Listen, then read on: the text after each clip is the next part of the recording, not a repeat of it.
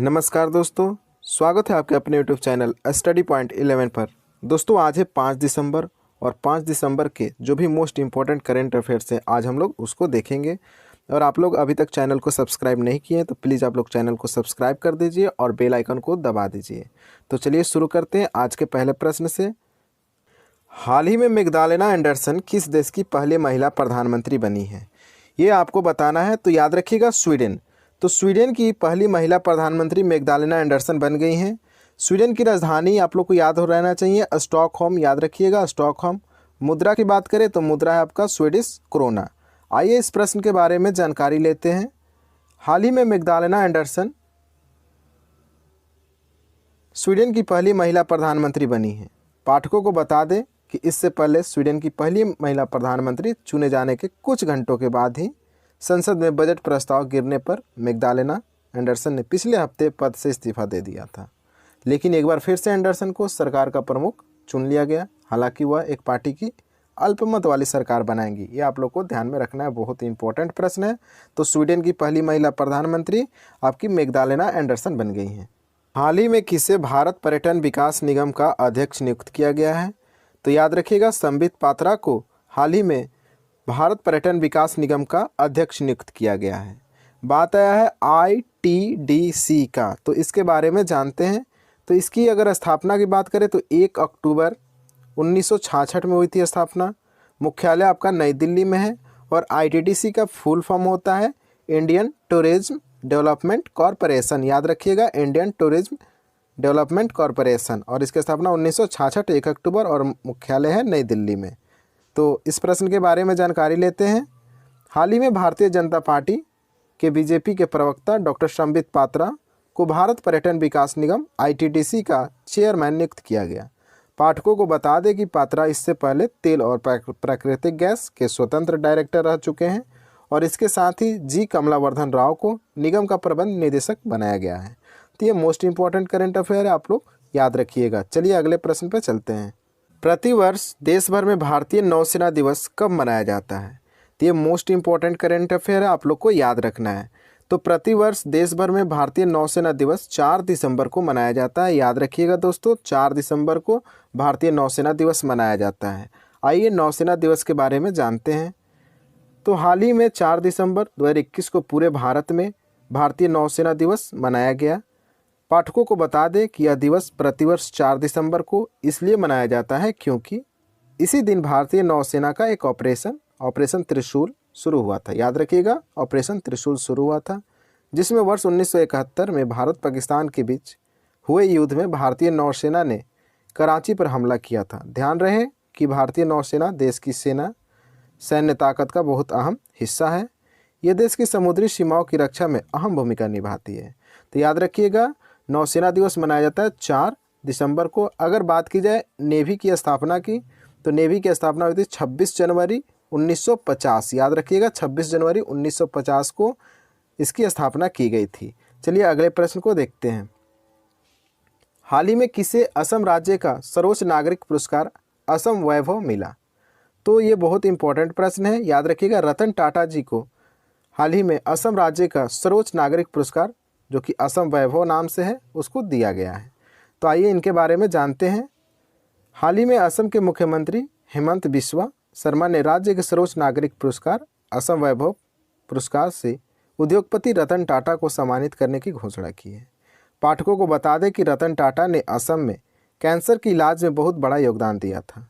रतन टाटा की पहल पर टाटा ट्रस्ट ने असम सरकार के सहयोग से वर्ष 2018 में 19 कैंसर देखभाल इकाई स्थापित करने का निर्णय लिया था। ध्यान रहे कि असम वैभव पुरस्कार राज्य का सबसे बड़ा पुरस्कार रतन टाटा समूह के अध्यक्ष और दुनिया के सम्मानित उद्योगपति। उन्होंने 1990 से 1912 तक टाटा समूह के अध्यक्ष के रूप में कार्य किया। तो इतना रतन टाटा के बारे में आपको जानना जरूरी है और इनसे प्रश्न बहुत बनता है एग्जाम में, तो आप लोग इस प्रश्न को ध्यान में रखें और याद रखें। हाल ही में कौन भारतीय IMF की पहली महिला डिप्टी मैनेजिंग डायरेक्टर बनी है? तो याद रखिएगा जो पहली भारतीय महिला है IMF की पहली महिला जो डिप्टी मैनेजिंग डायरेक्टर बनी है वो है गीता गोपीनाथ। याद रखिएगा गीता गोपीनाथ। बात आई है IMF का, तो IMF का फुल फॉर्म होता है, याद रखिएगा इंटरनेशनल मॉनेटरी फंड, याद रखिएगा इंटरनेशनल मॉनेटरी फंड। अगर आईएमएफ की स्थापना देखा जाए तो 1944 में, और मुख्यालय कहाँ है तो वाशिंगटन डीसी, याद रखिएगा वाशिंगटन डीसी जो यूएसए में पड़ता है। तो इसके बारे में जानते हैं। हाल ही में इंटरनेशनल मॉनेटरी फंड की मुख्य अर्थशास्त्री गीता गोपीनाथ को प्रमोट किया गया। वे जल्द ही आईएमएफ की पहली महिला डिप्टी मैनेजिंग डायरेक्टर बनने जा रही हैं। पाठकों को बता दें कि वह इस पद पर जेफरी ओकोमोटो की जगह लेंगी। ये बहुत इंपॉर्टेंट है, जेफरी ओकोमोटो, जिनकी जगह पे गीता गोपीनाथ जगह ले रही हैं। इससे पहले गीता गोपीनाथ ने इंटरनेशनल मॉनेटरी फंड आईएमएफ के मुख्य अर्थशास्त्री के रूप में 3 साल तक काम कर चुकी हैं। ये भी आपको ध्यान में रखना है। आइए अगले प्रश्न पे चलते हैं। हाल ही में विश्व एथलेटिक्स ने किसे वुमेन ऑफ द ईयर 2021 का अवार्ड से सम्मानित किया है? तो याद रखिएगा जो विश्व एथलेटिक्स है उसने वुमेन ऑफ द ईयर 2021 का अवार्ड अंजू बॉबी जॉर्ज को दिया है। इतना आप लोग को याद रखना है कि विश्व athletics women of the year 2021 award Anju Bobby George को मिला। आइए इनके बारे में जानते हैं। हाल ही में भारतीय एथलीट अंजू बॉबी जॉर्ज को विश्व एथलेटिक्स ने वुमेन ऑफ द अवार्ड से सम्मानित किया। पाठकों को बता दें कि अंजू को भारत में युवा लड़कियों को खेलों में शामिल होने, प्रतिभा को संवारने और लैंगिक समानता के लिए प्रोत्साहित करने के लिए यह सम्मान दिया गया है। तो याद रखिएगा भारतीय एथलीट अंजू बॉबी जॉर्ज को विश्व एथलेटिक्स ने women of the year award 2021 से सम्मानित किया है। आइए अगले प्रश्न पर चलते हैं। प्रतिवर्ष पूरे भारत में राष्ट्रीय प्रदूषण नियंत्रक दिवस कब मनाया जाता है? तो याद रखिएगा प्रतिवर्ष पूरे भारत में राष्ट्रीय प्रदूषण नियंत्रक दिवस मनाया जाता है आपका 2 दिसंबर को। याद रखिएगा 2 दिसंबर को प्रतिवर्ष पूरे भारत में राष्ट्रीय प्रदूषण नियंत्रक दिवस मनाया जाता है। तो हाल ही में 2 दिसंबर 2021 को पूरे भारत में राष्ट्रीय प्रदूषण नियंत्रण दिवस मनाया गया। पाठकों को बता दें कि यह दिवस प्रतिवर्ष 2 दिसंबर को 2 और 3 दिसंबर को रात भोपाल गैस त्रासदी में अपनी जान गंवाने वाले लोगों की याद में मनाया जाता है।